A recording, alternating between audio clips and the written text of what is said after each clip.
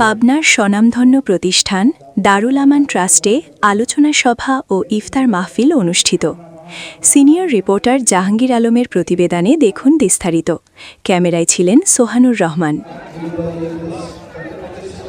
শনিবার বিকেলে শহরের স্বনামধন্য প্রতিষ্ঠান দারুল আমান ট্রাস্ট ময়দানে এই আয়োজন করা হয়।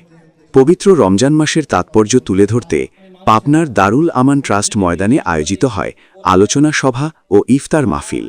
প্রিন্সিপাল ইকবাল হুসাইনের সভাপতিতে ও আবু সালে মোহাম্মদ আবদুল্লার সঞ্চালনায় অনুষ্ঠানে প্রধান অতিথি হিসেবে উপস্থিত ছিলেন পাবনা ৪ আসনের নবনির্বাচিত সংসদ সদস্য ও বাংলাদেশ জামায়াতে ইসলামী পাবনা জেলা আমির অধ্যাপক আবু তালেব মণ্ডল। বিশেষ অতিথি হিসেবে উপস্থিত ছিলেন পাবনা ১ আসনের নবনির্বাচিত সংসদ সদস্য ড ব্যারিস্টার মাওলানা নাজিবুর রহমান মোমেন। অন্যান্যদের মধ্যে উপস্থিত ছিলেন মাওলানা জহুরুল ইসলাম খান, সেক্রেটারি অধ্যাপক আব্দুল গাফফার খান, পাবনা পৌর আমির মাওলানা আব্দুল লতিফ, সদর উপজেলা আমির মাওলানা আব্দুর রফ, শ্রমিক কল্যাণ ফেডারেশনের জেলা সভাপতি অধ্যাপক রেজাউল করিম। বক্তারা রমজানের আত্মসংযম, তাকওয়া অর্জন এবং সমাজে ন্যায় ও ইনসাফ প্রতিষ্ঠায় এ মাসের গুরুত্ব তুলে ধরেন। তারা বলেন, রমজানের শিক্ষাকে ব্যক্তিগত ও সামাজিক জীবনে বাস্তবায়নের মাধ্যমে একটি আদর্শ সমাজ গঠন সম্ভব। আলোচনা সভা শেষে দেশ ও জাতির কল্যাণ কামনায় বিশেষ দোয়া ও মোনাজাত পরিচালিত হয়। পরে উপস্থিত সবার মাঝে ইফতার বিতরণ করা হয়।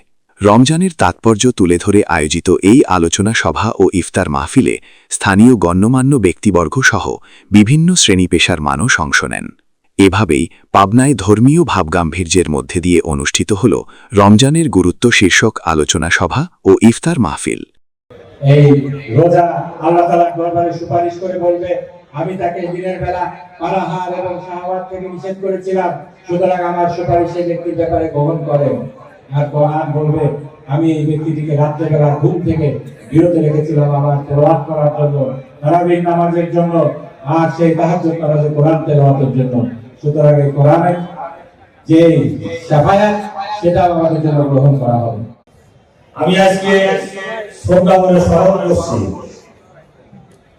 জুলাই ৩৬ জুলাই আন্দোলনে যারা জীবন দিয়েছে, জীবন দিয়ে এই উন্মুক্ত পরিবেশ সৃষ্টি করেছে, তাদের জন্য দোয়া করছি, আল্লাহ তাদেরকে যেন শাহাদাতের মর্যাদা দান করেন।